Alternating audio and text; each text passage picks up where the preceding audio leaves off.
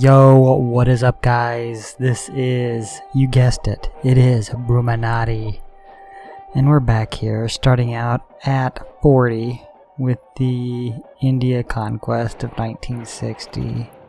And it looks like we're getting through one of my most hated areas. I would say there's three most hated areas. Going through Spain and Portugal is one. The long track across Siberia, if you're a NATO country and you're driving east. And then if you're a NATO country in the late years and you're driving on China and you're going up against Chongqing and their parachute spam. So there's three things I really don't care for. But let's be honest, nukes makes this a whole lot easier. Now guys, I gotta tell you something. Ladies and gentlemen, subscribers, Bruchminati Army, you're not gonna be happy with me. You might want to kick me in the balls, I don't know. Today I did something I never thought I would do. It was out of curiosity. I was young, I needed the money. People, I downloaded. Wait for it. Wait for it. Pokemon Go.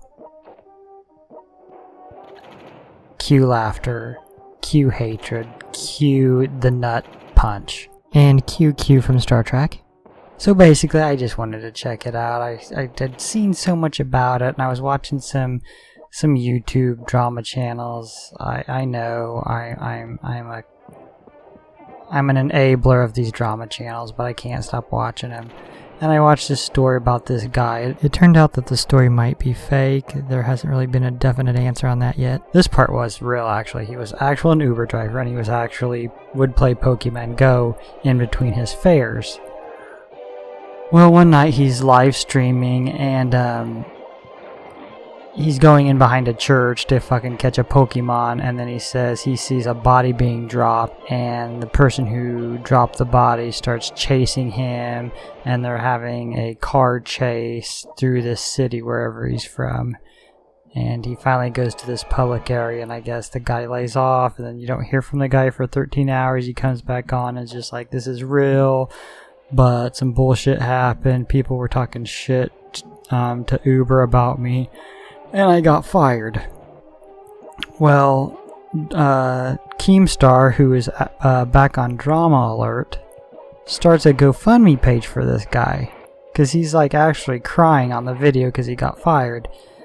And Keemstar puts in like $500. Well, I guess it gets up to $5,000 before the story starts to develop cracks in it.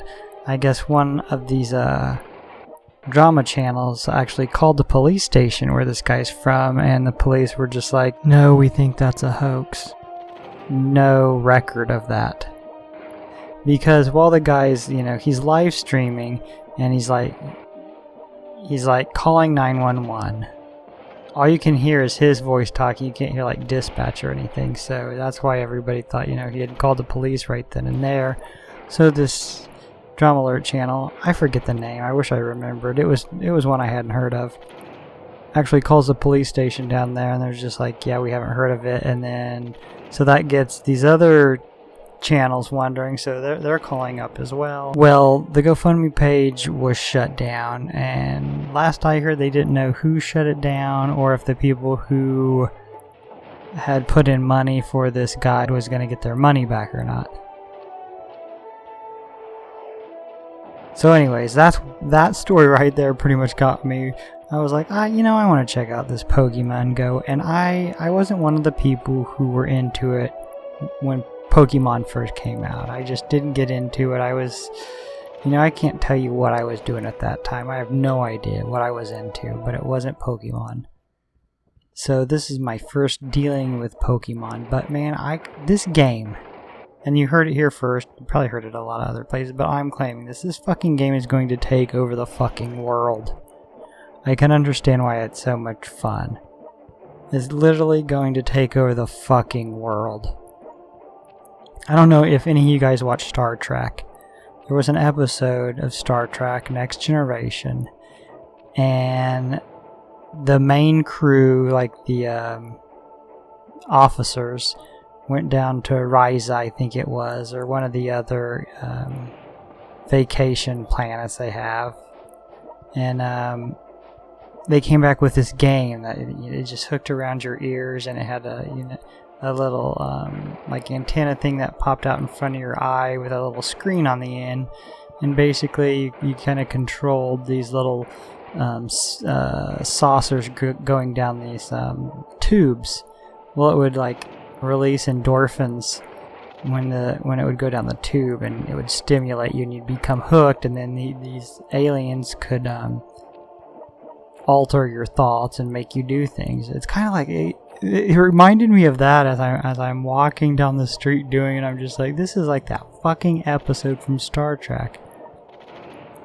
But you know what would be badass, since most people who are watching this are war enthusiasts or war game enthusiasts? Wouldn't that be badass if there was like a Pokemon Go type game for like war games? Like, picture this, you're like going around, you're collecting generals and fighting battles. So, boom, you're walking down the street, all of a sudden your fucking phone goes off and you're surrounded by a platoon of infantrymen. Wouldn't that be bad? That would be such a fucking badass game. And if you haven't played Pokemon Go, you like throw the ball at the Pokemon. In this game you could like swipe it for shooting and stuff, or have, or a list gets brought up for what type of tactics you're gonna use. I mean, that would be a game that would be really addicting and pretty badass. But yeah, guys, I played fucking Pokemon Go. And I am still playing the Star Trek game, Timelines. And, I'm advancing. I'm up in my crew. I'm up in my ship. I'm like ranked 70,000th. Which ain't bad considering it's been out for at least like 8 months, I think. And I just started, so I don't feel too bad.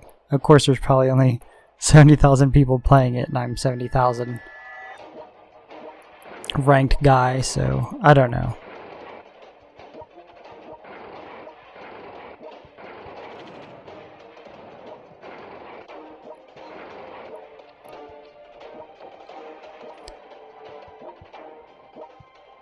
So, here's the other part. I don't like it, but I don't despise it. Like the other three I'd mentioned, this long journey across the Atlantic.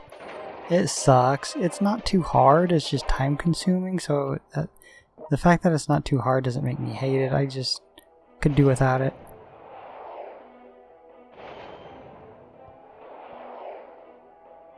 We need like a sailing buff. Like quadruple movement. So like you could halfway across the Atlantic in one turn.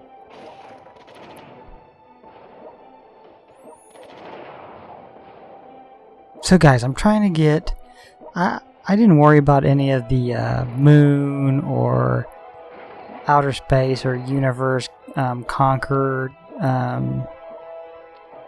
like rewards you get, but I decided I'm gonna check this out. So basically where I'm at is I got a space shuttle launching site. It's like the third one. I don't know why there's so many of them. The third one, it says if I launch the shuttle I get Moon Conqueror, but I have to upgrade my shuttle to level 4, which right now it's at level 3. And it takes a shitload of technology, I think, that I don't have. But I think that's a good video. I think one of these videos I'll kind of show what monuments I've unlocked and what my levels on my different things look like. And kind of like the achievements I'm going for, I guess, is what I'm looking for.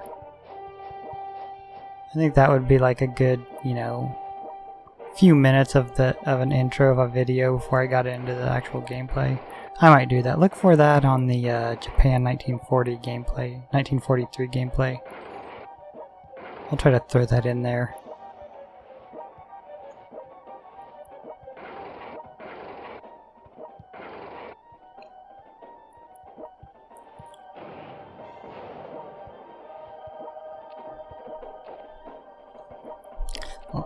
Like I was talking about, I don't know what's taking so long on this. It's like there's good units. I did stuff pretty much as I normally do it, but it just seems like it's taking so damn long with India. I mean, I didn't change anything up. You know, I got my super heavies. I don't know, guys. Look at this poor bastard here, completely surrounded by super heavies damn near. It was at this point Nimitz knew he had fucked up. Yeah, he's probably thinking right about now, hey, driving headlong into European war was not such a great idea. We definitely need to get our lemming train started here, which is basically overbuilding super heavies and ending up with like 40 more than you actually need to take New York. But you know, I can't not do it now because that's my MO. I mean, that's what I do. I overbuild a bunch of fucking super heavies and go take New York. And we know once you have Shanghai and the missiles and you should have a couple nukes, I mean, it's as good as over in the Pacific. The Korean Peninsula is as good as ours. Pyongyang is easy to take. Seoul, boom, gone. Japan, you just nuke a bunch. Taiwan's gone. The only problem in the Pacific is still Australia. Not a big problem, just poorly situated. I think this is a good stopping point for this video. We're coming up on about 13, so we'll end it here. Well, once again guys, we are at the end of another video, and I know it's sad. I know you're just going to be sitting there, looking at your computer, holding your phone, waiting for a notification until the next video comes out. And I, Bruchminati, will hook you guys up. All I ask is that, if you like this content, please slap the shit out of like and subscribe. Peace.